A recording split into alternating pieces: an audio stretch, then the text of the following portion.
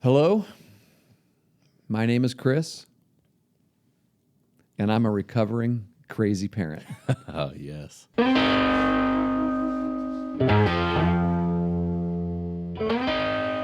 about you? Does anyone else in the group want to speak?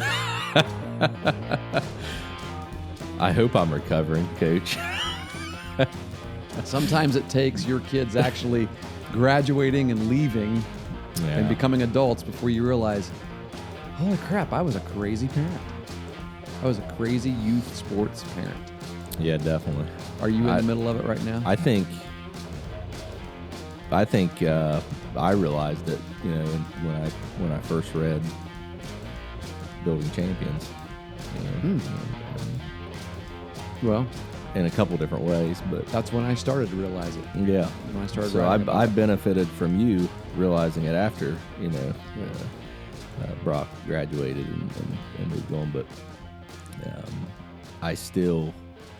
there's still times that sometimes I feel like I'm justified, Well, sure. I think everybody would say that. and usually, yeah. I'm not for sure. There's a time that when I'm justified, I come home and think about it for a few days. That I change my mind and think, I just wish I would have let that go. Right. So, but it's kind of like the one word challenge. We talked about that. I guess what now? Almost a couple months ago. Yeah. And my word was discipline, and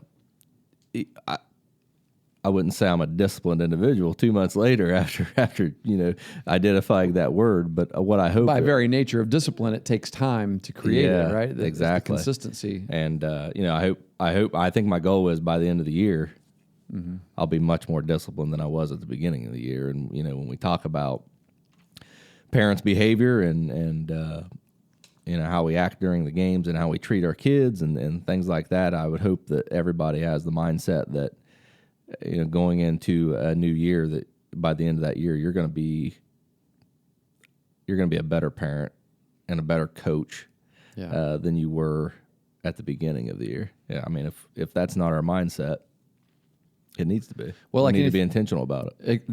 That's a great point. Like anything else we say on this podcast, it takes work. It takes work. If you want to get better, it's going to take work. And so, Right. Yeah, I mean, we're going to we probably have people who saw the title of this particular episode and decided not to listen to it just because of the title.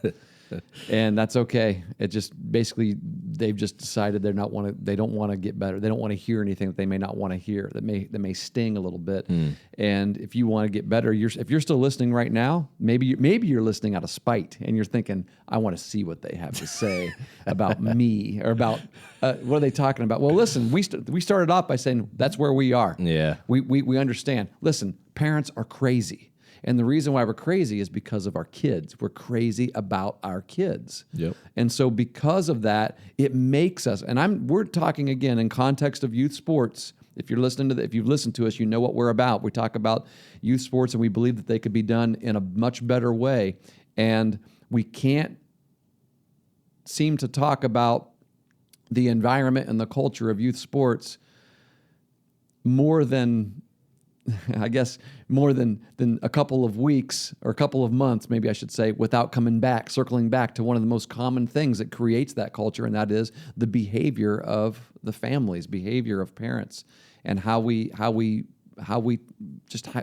are when it comes to what our role is. We have such a huge role in it, and we're crazy about our kids, which makes us irrational. We're subjective when it comes to judgments that are made about our kids. We're protective of our kids. And so what happens is we're biased. Yeah. We are biased toward our kids when it comes to youth sports. We're blinded by our love. And that's not a bad thing necessarily. It can become a bad thing. I think because of the love that we have and the fact that we're blinded by our love for our kids, it causes us to do some pretty stupid things sometimes over the course of our kids' athletic experience. And that's something that we'd like to just maybe chat about a little bit here. I mean, we talked about how this podcast is a conversation, and we want to invite you to listen to our conversation. Really, all Pat and I are going to do right now is have a conversation about crazy parents. Yeah, and I think it's valuable. There might be people out there that, I use the word justify. Obviously, there's times when, as a parent, you have to protect your children, and we're not saying that that's not true by any means. Mm-hmm. But at the same time, it's okay to be insane. When it comes to your kids, sometimes it's okay to be insane. The key is be aware of our biases. Did you say controlled insanity? Is that kind of like controlled violence? Controlled violence in the baseball swing. That's right. But what I'm thinking is, kind of the same concept. Yeah, we've seen a lot. I know OHSAA recently released a press release talking about how they're low on officials, and one of the big reasons is because of fan behavior and things like that, and there's obviously a bunch of studies and there's movements out there of trying to get kids to keep playing sports. We're losing kids from sports every day, and one of those reasons is because of the behavior of fans and parents. And I think sometimes people hear it a lot, and you hear it over and over again, and you begin to maybe get tired of hearing it a little bit, because there's it's not the only reason that we're losing umpires. It's not the only reason we're losing officials. It's not the only reason that kids are not playing baseball anymore. But I think it would be naive to say it's not having an impact. And if we want to change things for the better, for our kids that play sports, we need to look at this issue, and as parents, as coaches, as fans of the sport, and we need to do what we can to rectify it. Yeah. You say it's a big reason why kids aren't playing the sport. Listen, it's also a big reason why people aren't coaching the sports either. Yeah, that's a good point. Mike Deegan calls them endangered species. We have an endangered species in the world of youth sports. Mike Deegan is the head coach at Denison University. He wrote a book that was recently released called Let It Rip. And it's actually what gave us the idea to do a podcast on today's subject, because one of the chapters in Let It Rip is actually titled Parents Are Crazy. And so we're going to send this episode to Coach Deegan, and we're going to try to see if we can get him on, maybe even as early as the next couple of weeks, so that we can kind of talk a little bit about this with him directly. But by the way, it's an excellent book. It's called Let It Rip by Michael Deegan, Michael R. Deegan, Life Lessons Learned Through Sports. And basically what Mike Deegan has done is essentially the same thing I did. Not the same. We don't talk about the same things in our books, obviously, but I reflected on my life as a coach, as a dad, as a parent, and having a child and raising them in sports, and some of the experiences that I've had, and just wrote about it. And he's done the same thing here, and it's just an absolutely phenomenal read. It's a quick read. I think that everybody would love it. People who listen to our podcast would really, really love this book, and so I highly recommend it. But one of the things that he talks about in his chapter, Parents Are Crazy, is that we have an endangered species on our hands, and that endangered species is two things. One, you mentioned officials, but also volunteer coaches. The volunteer coach who doesn't have a kid on the team. Right. How many of them can you think of? Like in your youth league right now, how many coaches can you think of? And you, Pat, you're over a segment of a pretty large youth league in what we call the Big Bend area of Ohio, which is the bend in the way the Ohio River, the little boot the Ohio River makes down there in the Meigs County, Mason, Gaia, that whole area of this particular part of the state. There's a lot of teams involved. Just as a quick rough estimate, can you think of very many coaches, head coaches, I should say, of teams that don't have kids on them?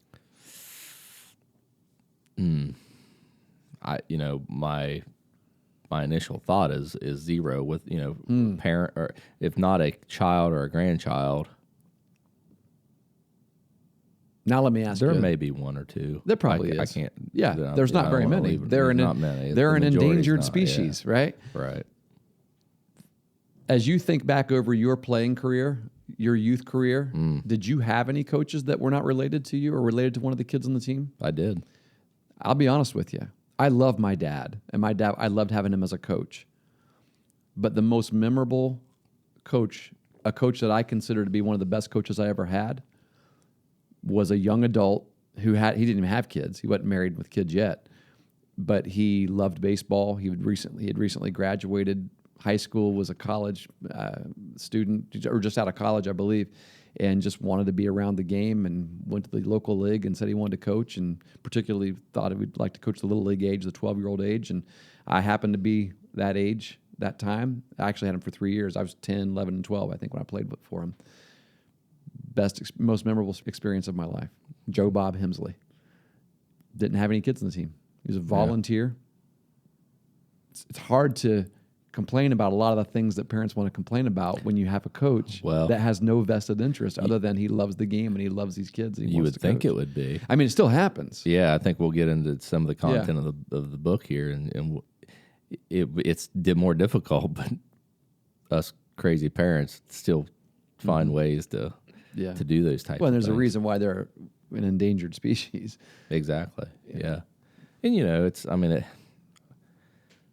got to really love the game to and really love the experience to be able to sacrifice the time and the effort and then, pay the cost, I would say, of what a coach or an official is expected to do. And everyone always says, well, there'll always be somebody that steps up and is willing to coach, and there'll always be somebody that steps up and is willing to umpire or officiate. And that's true, but I think what you run into is the quality isn't. You lose that because this is true for anything in life. If you don't care about something, you're probably not going to be as good at it as if you did. You don't want the person who's just going to step up and fill in a role they didn't really want to do it. And honestly, sometimes unfortunately, ends up being a parent who didn't come into this assuming that they would want to coach, but because no one is available to do it who isn't a parent, then it happens. And you and I both know. We've made it very, very clear that we believe in dad coaches and mom coaches. It's the building blocks of a lot of youth sports. If we didn't have them, we wouldn't have 98% of the coaches that are in the leagues that we have and the teams that we have. I know there are a lot of travel organizations, especially the ones that can afford to pay people to coach, who require coaches to not have kids on teams and have made efforts to do that. And there's give and take with that in both areas, in terms of you're going to tend to be a little more committed sometimes to all the needs of the team in terms of the travel and if you've got a kid on it. I mean, you know what I'm saying? Those people in those travel organizations probably pay their coaches to not have the ones that don't have a kid on it, don't they? A lot of them do. So the other side of that is it's going to cost a lot more to play on the team. So, right? Right. I can say this I've debated on how much to talk about this because I'm not that far removed from having been a high school coach. I mean, in terms of being a head coach, which is different than being an assistant coach. You bear a different responsibility. Sure. And therefore there's just a different relationship on the parental side of things. But as a coach, now we're talking about just being a coach and being a parent. Not necessarily being a parent coach, but being a coach.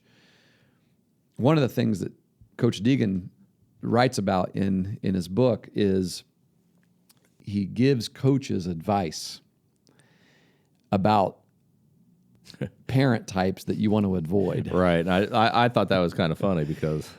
And go ahead. How are you going to avoid them? It's sort of a tongue-in-cheek, but it's also you're not going to avoid them, right? But trust me, they'll avoid you. I mean, a wise old coach told me as I was beginning my coaching career, and he was toward the end of his.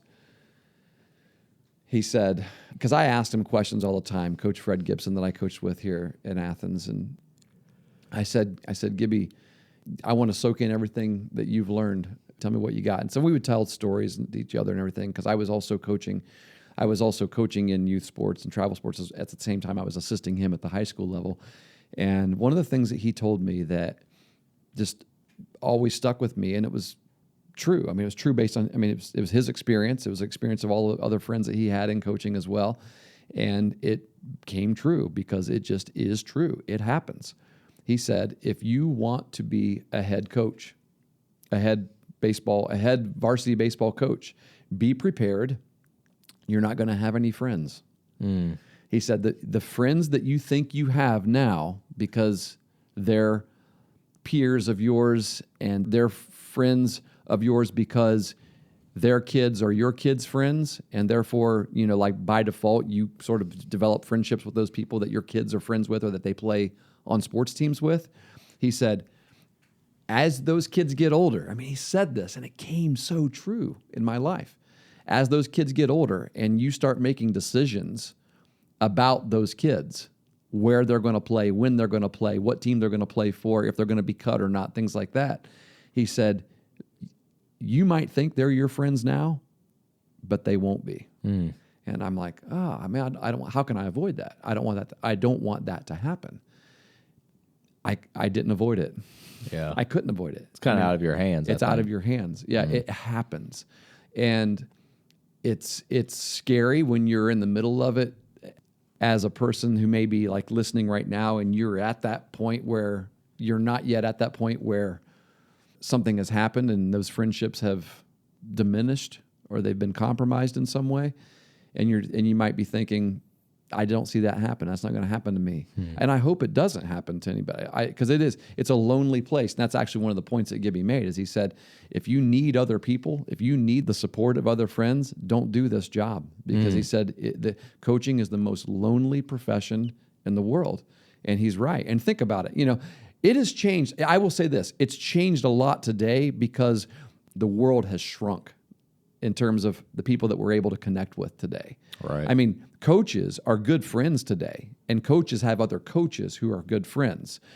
So it's easy to be friends with someone today because you can connect with them on social media, and text messaging is free, and phone calls are free. I mean, for the most part today, in terms of FaceTiming someone, it's easier to go and connect with someone even in person.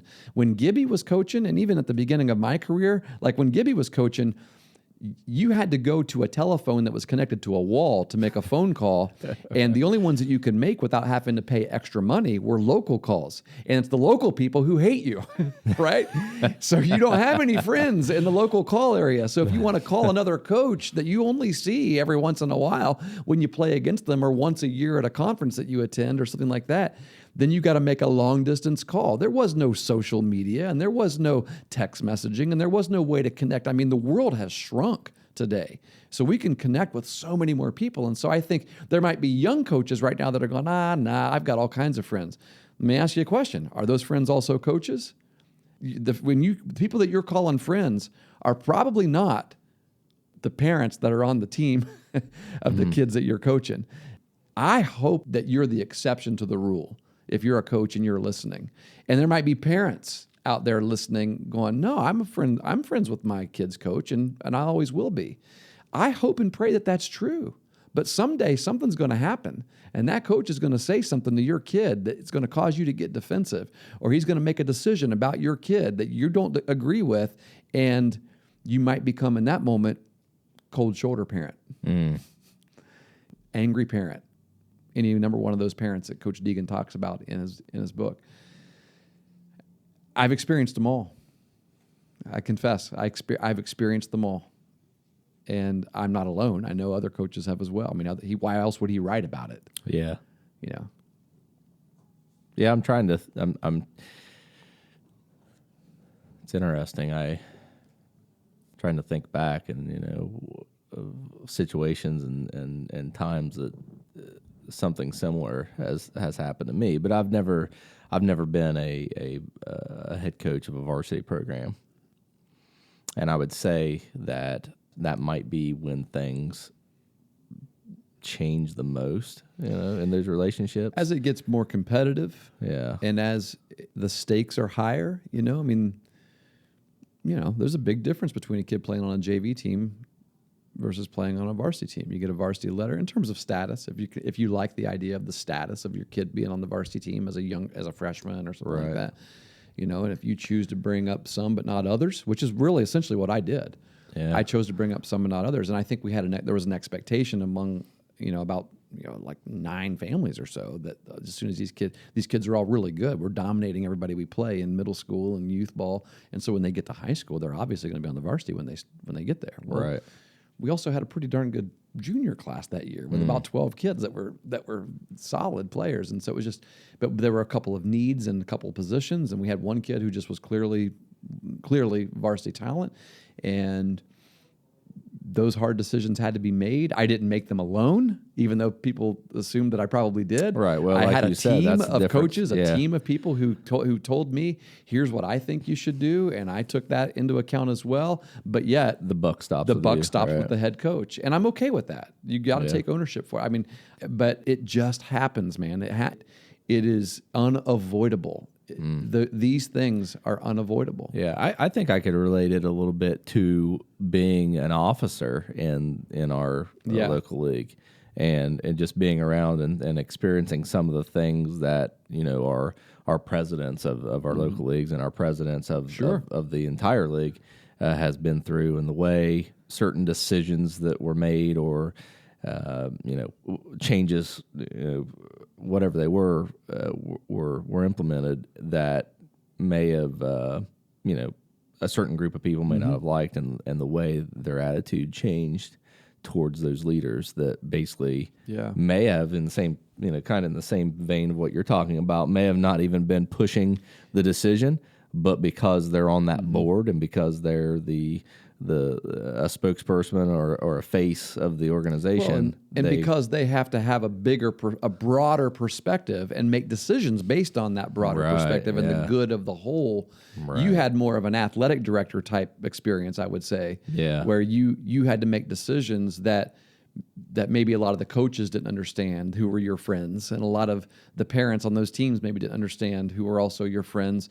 And I would say that in many ways, that athletic director position is very similar, I would guess. Right. Especially in terms of their relationship with coaches, because every coach has his own sport in mind.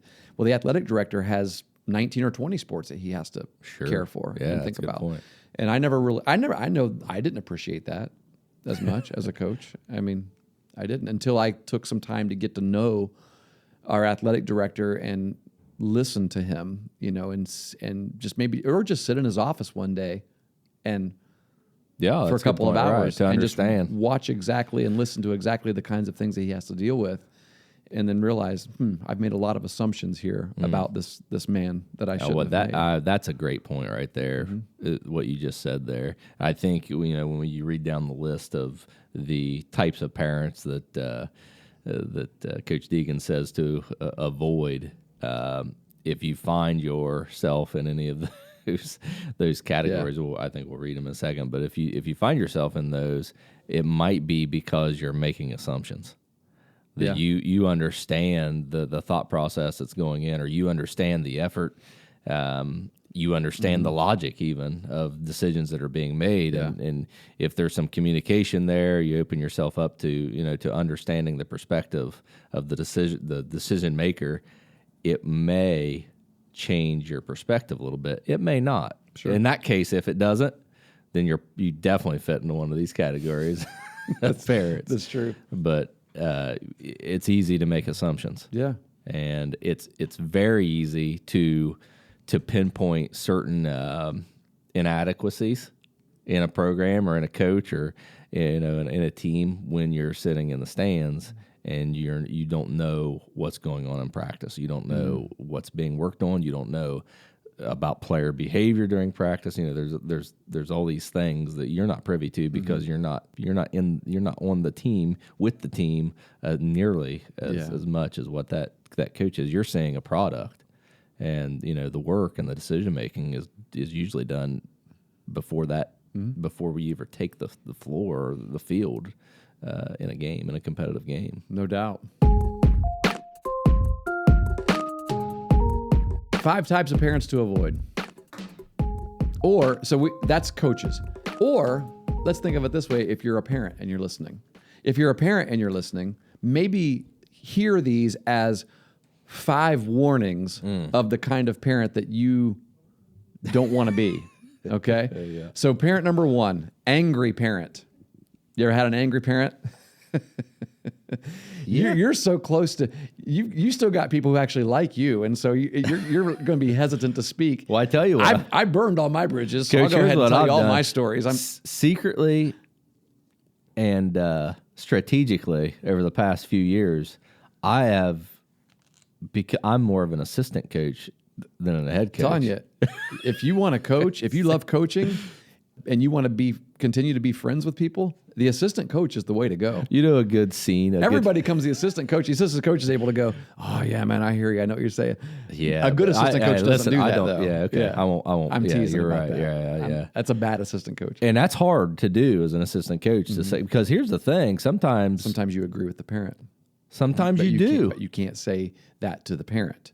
You can't. But that's the conversation that you and the coach need to have as well. Right. You can't just hold it in either. Yeah. Because eventually you'll find yourself telling the parent that you agree with the parent. That's a good point. And you can't do that. Ooh, that's good. That's good stuff right there. We could talk about that a little bit another day. But communication between assistant coaches, head coaches. Ooh, That's real. Yeah, good that stuff. relationship. Yeah, how to be a good assistant. Let's Yeah. write that down, Pat. Write it down. Yeah, how to be a good assistant. I'll write it down. I forget what I was going to say, Coach. Sorry about that. Well, I can pick up. Maybe you can remember what you were trying to think of. Here's what the angry parent looks like and sounds like. An angry parent is one who likes to criticize. In fact, they have a better idea for pretty much everything that's going on with the team. And so they show up and you just know this. I mean, this is an easy parent to avoid because you don't want to have anything to do with them anyway. You know they don't hide it. Some parents are good at hiding their anger towards you. This parent doesn't hide it. You know that he's questioning everything you do, or she, even if their kid is playing a lot. A lot of times it has to do with their kid's role in the team. Sure. But even if their kid's playing a lot, they're just not happy. They're not happy for one reason or another, and there's just not a whole lot that you can do about it. And I guess the only thing you can do is Maybe do nothing. wait it out. Right. Wait it out. Yeah, I mean it's a fairly common thing on a team of 15 to 20 kids that you might end up one year with old angry parent on your team. So that's one. You got anything you want to say about angry parents? No, let's move on. Let's move on. Cold shoulder parent. The cold shoulder. The Cold old shoulder, I would think, is kind of an angry parent that doesn't really care to let you know that they're angry. A little more diplomatic about it. Maybe. Not even diplomatic. That's not a good word for it. Yeah, well, I don't know. It may be. A little less aggressive in displaying their anger, maybe. Passive aggressive. Oh, okay. Yeah, there we go. Passive aggressive. The cold shoulder parent is usually one that was once your friend. Yes. I mean, this is someone who was a big supporter, maybe not a friend, but maybe a big supporter of you as the coach, and something changed. And we've all had that happen, where you had a big supporter parent who was like always kind of talking to you after practice and things like that. But then something changed. Maybe you didn't play their kid as much as you should have, or you disciplined their child or something. Something changed that has reduced this person's appreciation of you. And now the cold shoulder parent kind of throws those cold shoulder daggers at you whenever they get a chance. Yeah. But don't worry. As soon as as soon as their son's role returns back to where Right. it was before, cold shoulder parent will be your friend again. Yeah. And I could see a cold shoulder parent not really it being less about, because I feel like when it comes to role and playing time, that usually becomes anger, an angry Yeah. parent. But like the could cold cross. shoulder parent might be, maybe it's one of their friends' kids Yeah. that lose their spot, or maybe I don't know. That's interesting. It's Or maybe they just don't agree with how you're coaching. right. They got better ideas for how to do things. Sure. But again, that crosses over into another It does. category as well. But One that I I feel don't like know. I might be. I think we got the familiar idea what a with. cold shoulder parent is. But Yeah. How about parent number 3 to avoid? The naive parent. Trying to think of a story that came to us or that came to me about something that happened, and that was completely wrong. I can't think of anything off the top of my head, but that's the big component of a naive parent is the kid comes home and tells a story, and then all of a sudden the coach isn't worth a crap, and the team's not worth a crap. The naive parent basically believes everything their kid says. Right.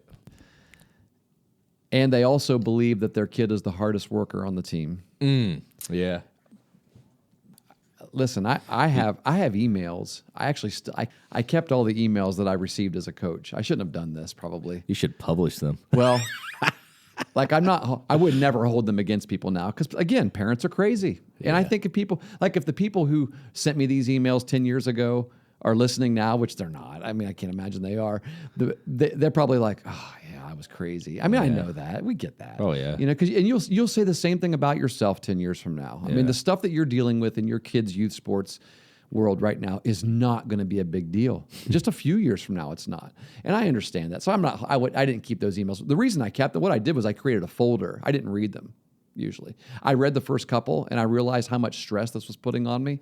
So I actually told my wife, I said, I created a folder in my Gmail today that says the stuff that I don't have time for or don't have the energy to read. And it was like a really long title, and it was just a folder. And every time I got an email that began with something like, if my kid knew that I was emailing you, he'd be mad. But, I knew, okay, I know what's coming, or you just know when you get one of those emails, you know what it's about because you get it, you get home and there it is. It's in your inbox, or the next morning it's in your inbox, and it happens to be the morning after a game where you set their kid on the bench and they weren't used to sitting the bench or something, And so I just got used to just dragging it and dropping it in that folder. And in that folder, a lot of times there are, I went back and read them, but in that folder there were paragraphs about things that happened based on their kids' relay of the information when they got home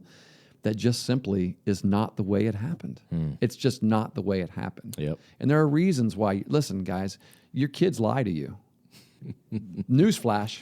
Every child, and people are, oh my gosh, I just ticked people off there. You calling my kid a liar? Listen, there's a difference between calling your kid a name. I'm just telling you, every child lies to their parents. I don't care how good of a Christian household you have, your kid is going to lie to you.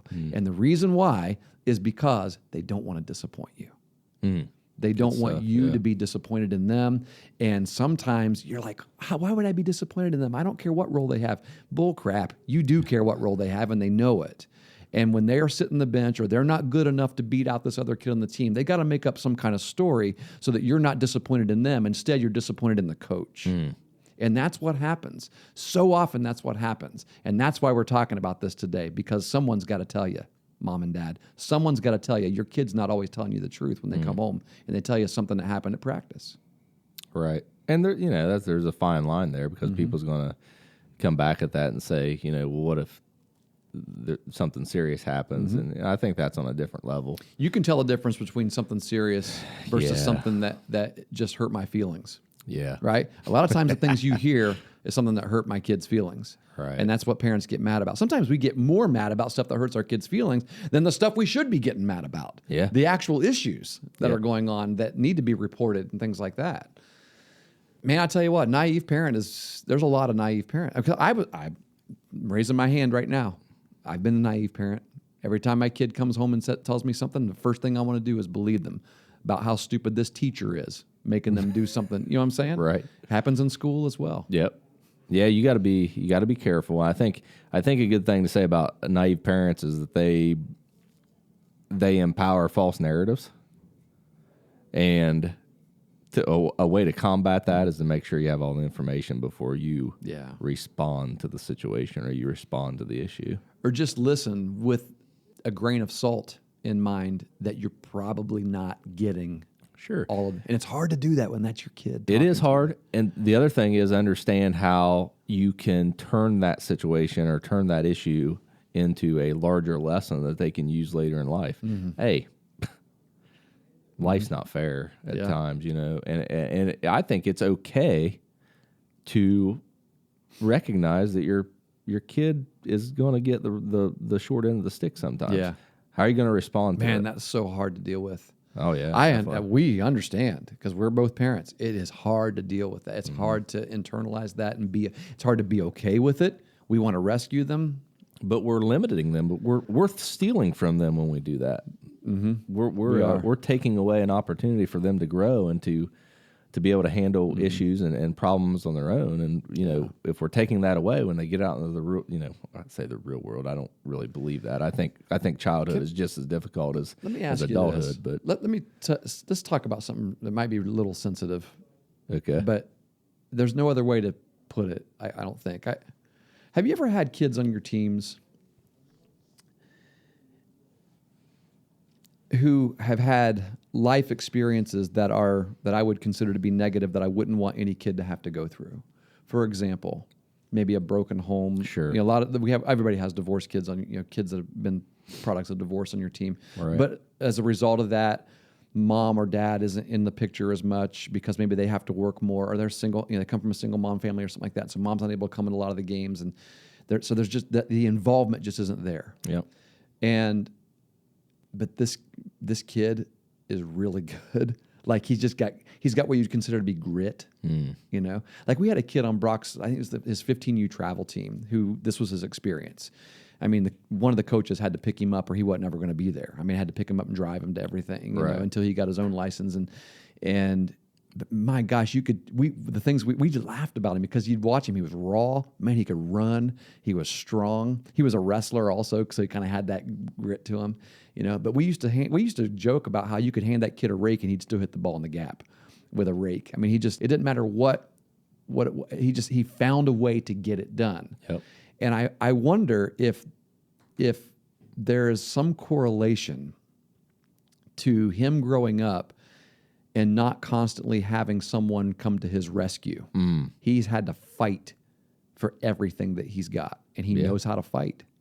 He knows how to make it happen. I wonder if there's some and again, you wouldn't want a kid to have that kind of experience. Well, because it comes with other challenges. It comes with challenges that could negatively impact it in the future. Yeah. But on the same token, he's learning some lessons, and they're lessons that we hope you should hope as parents that your kids get out of sports. Yeah. That a lot of time we're not thinking about. And so the lesson there for us families, moms and dads who are raising kids in the same home, or anyone, even single moms and single dads who are doing your best to do that as well. Sure, that's a statistical statement. Right. We're not saying it exactly. Can't be, yeah. But the lesson for all of us then is, if we do have some of this, we could call them privileges, I would guess. Right, yes. That if our kids are growing up with privileges that say this kid that I just described wasn't growing up with, and we know that there are advantages that this other kid is receiving because of the challenges that he's facing. There are advantages in his sports world, in his sports experience, that are manifesting there.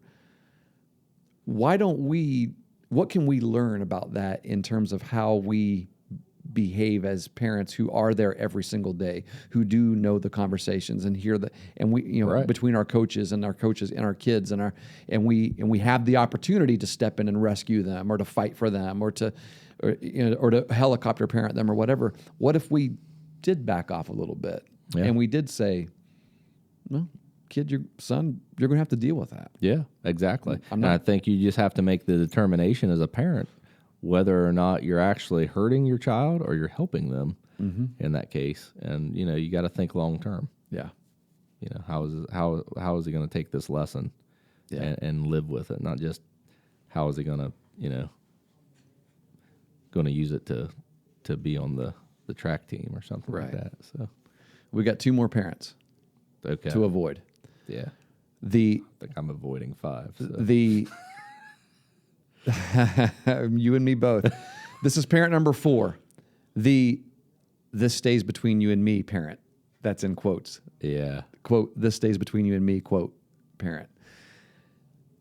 Yeah. This is the one where I said, if you get an email that said, hey, if Johnny knew I was emailing you right now, or if little Johnny knew I was talking to you right now, he would kill me. but, and then the conversation takes place. The message to mom and dad, if you've ever done this, is you're doing something that you don't even realize you're doing when you are this parent, when you are the, hey, this needs to stay between you and me, because he would kill me if he knew I was talking to you about this. Just by having that conversation with your coach, you're creating a wedge in the relationship between your kid and the coach. All right. Well, Because it's unavoidable. Every time your coach looks at the kid, talks to the kid, thinks about the kid, and with anything related to the game, with anything related to the sport, they're going to remember that conversation. Right. And you want to have a positive influence on your kid's experience by having that conversation.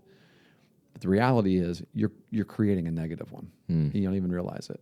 Yeah. Well, and I think too, you're not accomplishing anything, because when you say, you know, this needs to stay between me and you, you're essentially the intent of a statement like that is what? There's nothing more uncomfortable than hearing somebody say that. Right. Because as a coach, how are you supposed to handle the information? What are you supposed to do with it?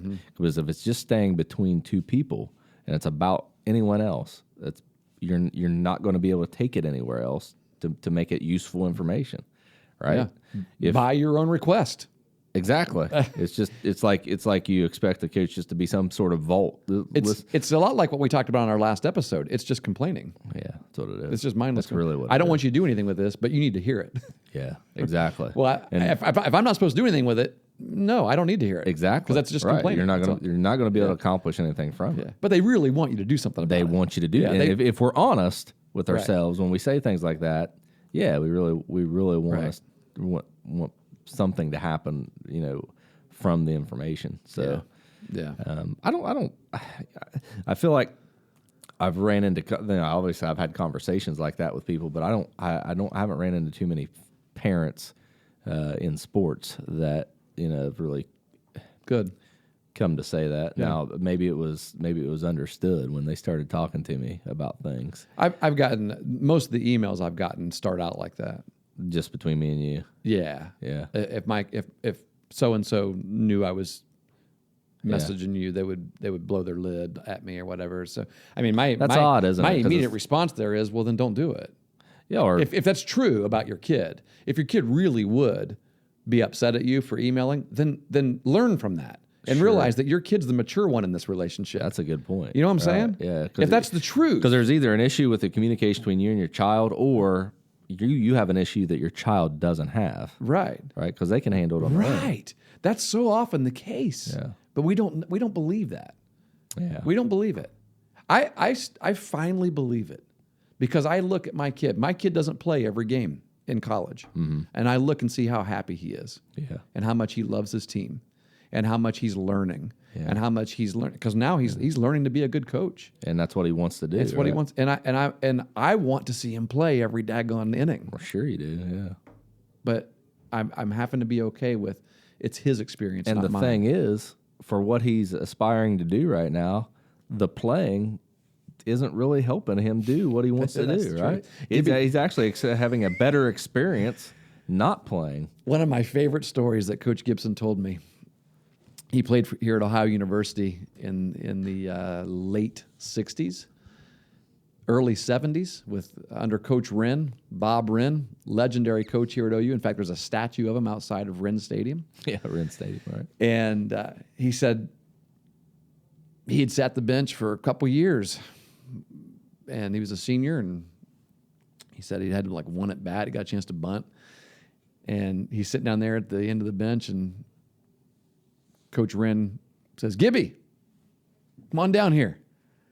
So he's like, he perked up, grabbed his helmet, grabbed his bat, goes down and starts heading down to the other end of the dugout. And Coach Wren goes, "You don't need that. Just come down here." And so he's like, "All right." So he put his bat and his helmet away. He went down. He stood beside him. Coach Wren standing there with one foot up on the step, hand on his chin. He goes, "Gib, I figure you're going to want to coach one day." Gibby said his response was, "I kind of want to play right now." And he said Bob Wren did not even hesitate. He just looked at him. He just looked at him with that side eye and said, I figure you're going to want to coach one day. And he said he realized in that moment, I've had my last at bat already. Oh, wow. But what he wanted him to, what he was communicating was, I see something in you, and I want you to stand by me from now on because you're going to be a good coach one day. And this is the best thing I can give you right now as a member of this team. And that's such a rich lesson. Yes. That It seems hard. we don't understand what all lessons our kids are getting by the experience they're having on that team. I mean, the greatest experience your kid has is being part of the team. Yep. Just talking to someone about that this Yeah. morning. Yep. Yeah, it's so hard to get that. Teamwork, how to function as a team, you know, how to get things done as a team, how to understand your role. you Yeah. know. Yeah, There's a lot of things that you take away from that work ethic. right. Do we have time for the last one, or you want to just avoid it altogether? You want to wrap this episode up right now? Yeah, we might as well bring it up. Number We 5. might as well end up to it. We should play some Bruce Springsteen in the background before you say this one. What would you play? Well, I'll tell you here in a second. Former player, parent, and I would add a little bit to that.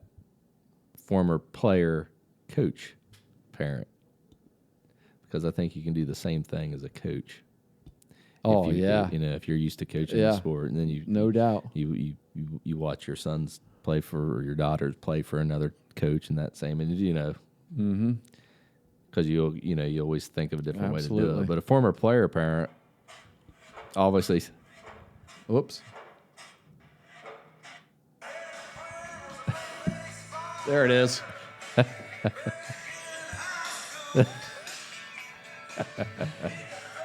It's Glory Days. glory days. The Glory yeah. Days parent, right? The former player. Once played in high school or college. That's right.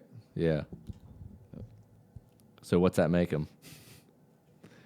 Just a player, from a player's perspective, person that played in high school, played in college, they have children, their children plays the same sport. That player parent is already an expert in that sport in their mind, right? Yeah. Maybe not. The people that fall into this category may not consider themselves experts, but a lot of times when you're Well, they may not be open about it, but in Yeah, our minds, right. in our minds, we always know a better way. Because when right? exactly. Because when you're evaluating things during a game, We or know during what it takes to be practice, successful. Oh, absolutely. And that's I mean, I tell you what, I've done a lot. I'm guilty as charged on all accounts in this one. I mean, I'm sitting watching basketball, and I do this. I do this, and I know I don't know as much as that basketball coach. Right. I know I don't know what's going on, but I still sit up there thinking, why are you still in this freaking 2-3 zone? You know, get out there and guard.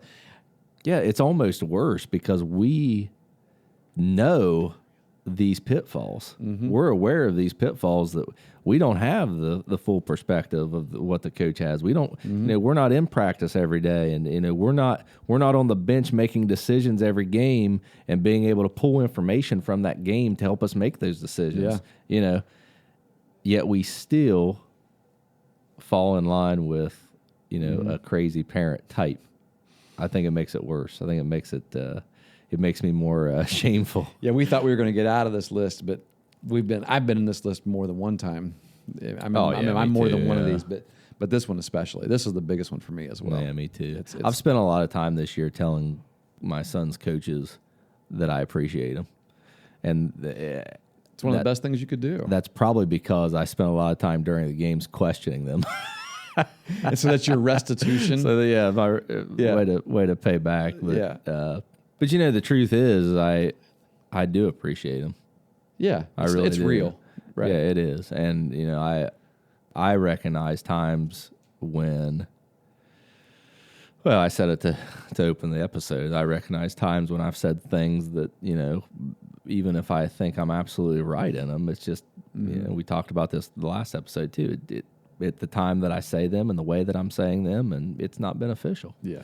And it's it's not going to accomplish anything. So, but I've been blessed too I've had good relationships with all the coaches that have coached my kids, and I've gotten along real well with them, and there's a line of communication there where I would feel comfortable bringing to them something that I thought they could do better, and I would also feel comfortable them telling me they don't care what I think. Back off. Yeah.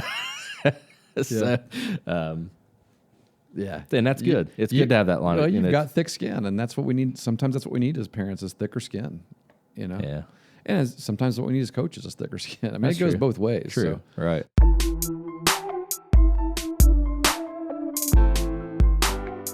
So we talked to coaches there, parents to avoid. Let's talk to parents.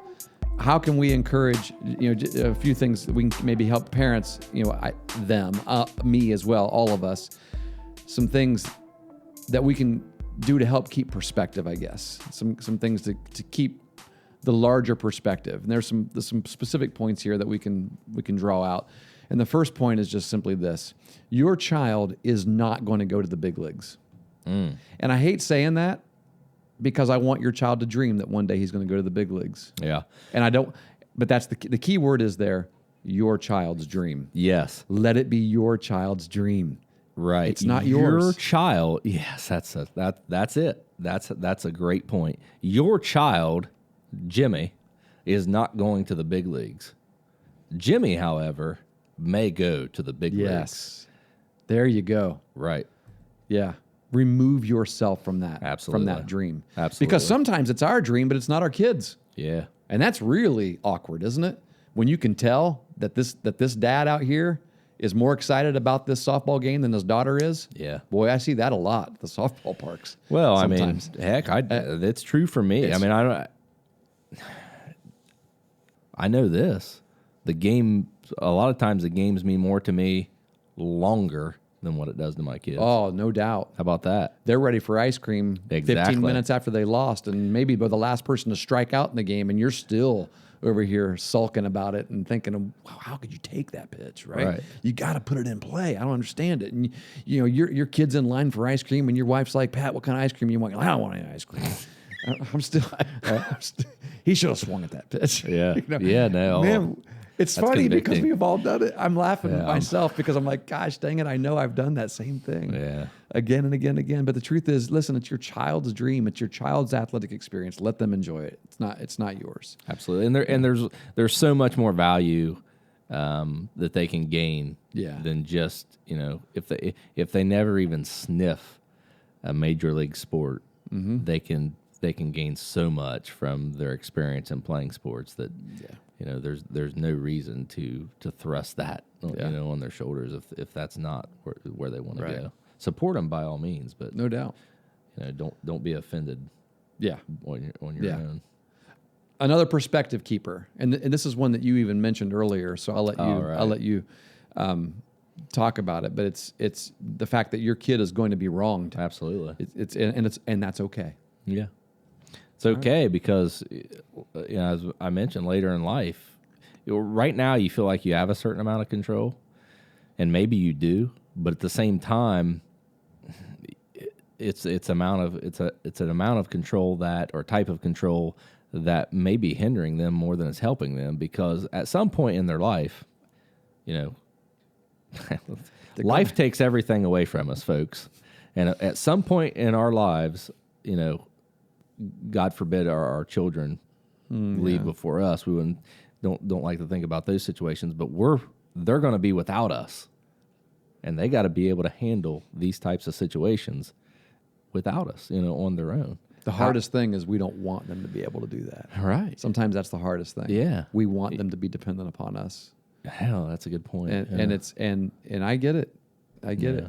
But I mean, that's why it's so But hard. what are we that's doing why it's so then? hard to send your kids off to college. It's why you bawl all the way home, on the drive back home, because they're going to be doing things that on their own that you want to keep doing for them. Right. It's why mom and dad cries the first time you put your kid on a school bus. Yeah. Because it's that first step to. But you to greater continue, you independence. do it because that's what's best for them. It is best for them. So that's Yeah. why I think that's one thing you got to keep It's in mind. okay. It's okay for a coach to mistreat your kids sometimes. I mean, again, You say that, but there's a fine line. Well, We're not. sure. When I say mistreat, I'm not saying abuse. Right. Well, we here's did an the entire thing. episode on this. If you want to listen to an entire episode on this, we talked about it in episode 18 on tough and in your face coaching. Oh, okay. Remember that? Yeah. Where we talked about Augie Garrido, and Yeah, yeah. people listen to that and go, "I don't want anybody talking to my kid that way." Yeah. Well, he'll live. Yeah, you need to be intent on approaching the situation in the way that is best for your child's development. Not necessarily best for their psyche or best for their happiness, but what's best for their development. And that's hard.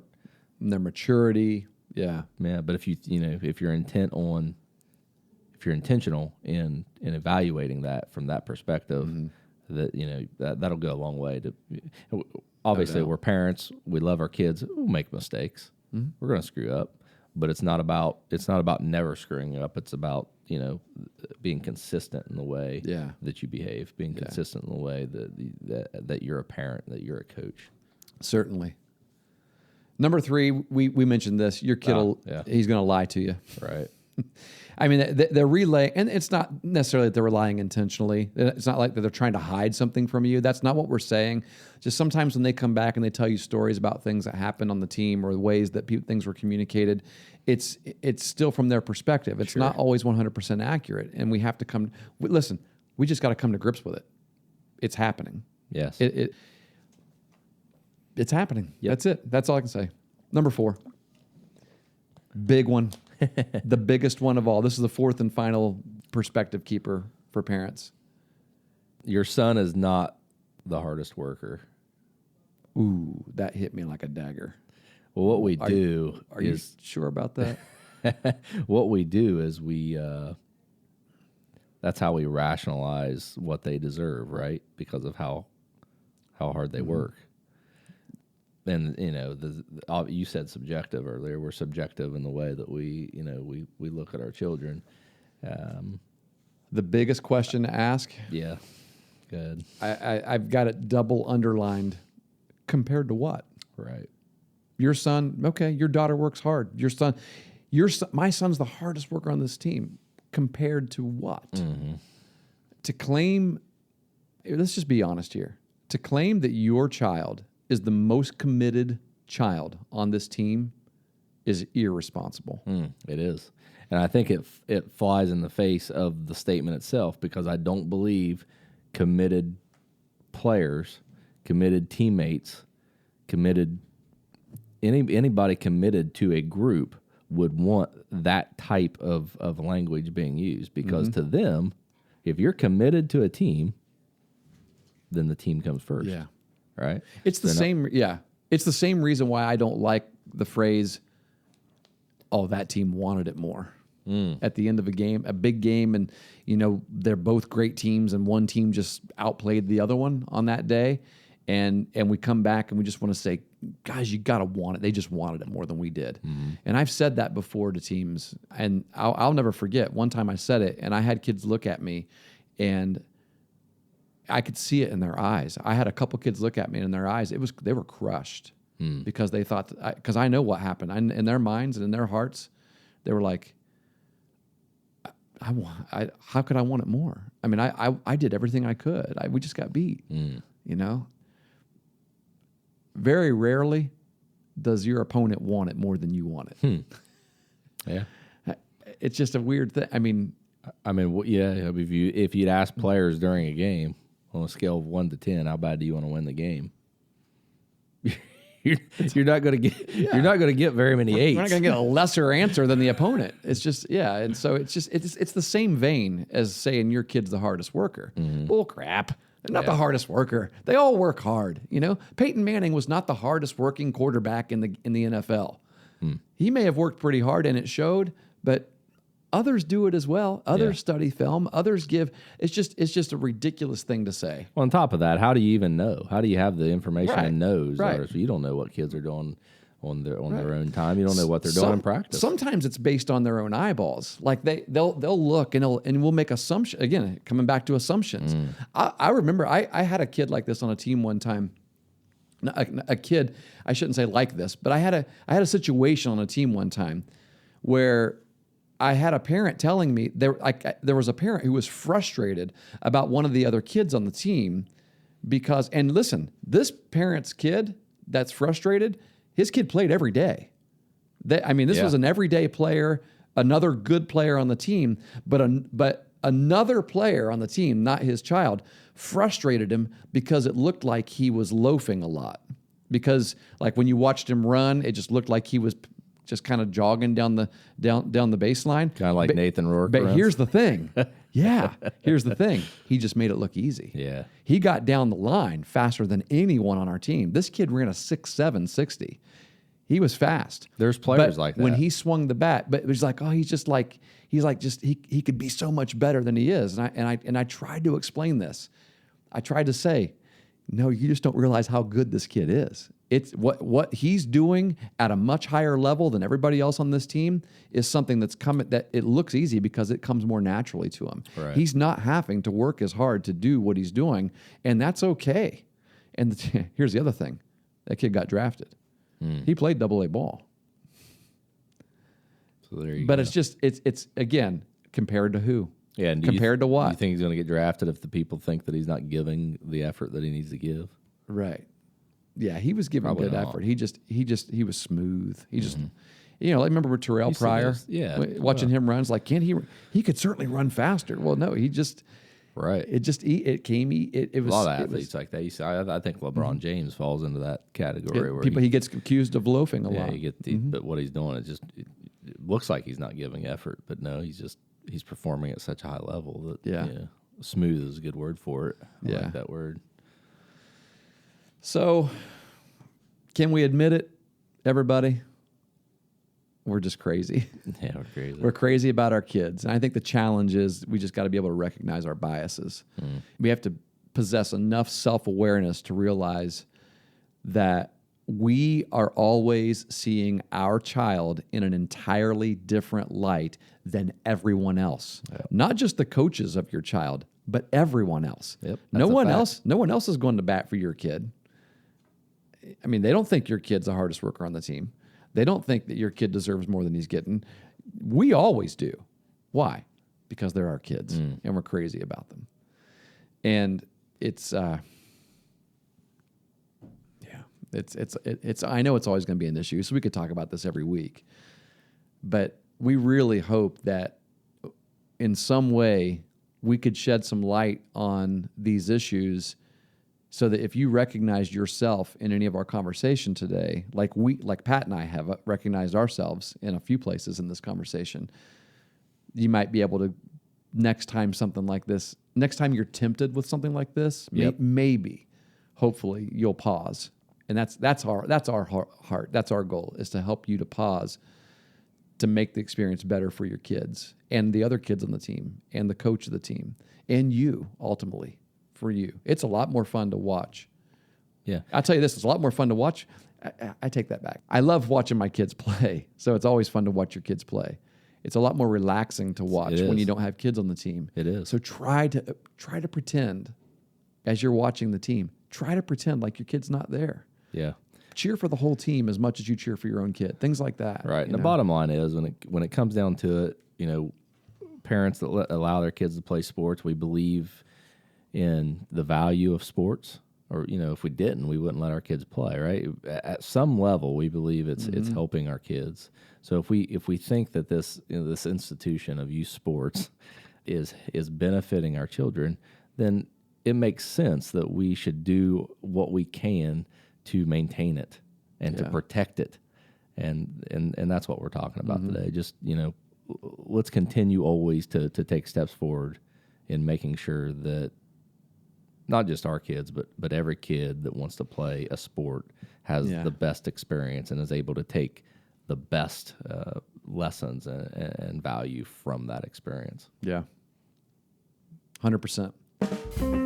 So this summer, Pat, I'm going to be coaching a team on which your son's going to be playing. Which these parents are you going to be? Am I? Because I feel like you and I are pretty good friends right now. Is this going to come true again? Do you mean for like me? on Monday or Tuesday? I can't wait to hear our conversations on the podcast after a few ball games this summer. I'll be real really- quiet. Yeah, you'll be cold shoulder parent over there. Guys, this podcast might end after season 2 just because I'm going to lose another friend here because I'm coaching his kid. No, I'm kidding. Some of those people that got mad at me and were not as close of friends with me while their kids were in high school, we've made amends. So I just want to say that before we close this podcast up.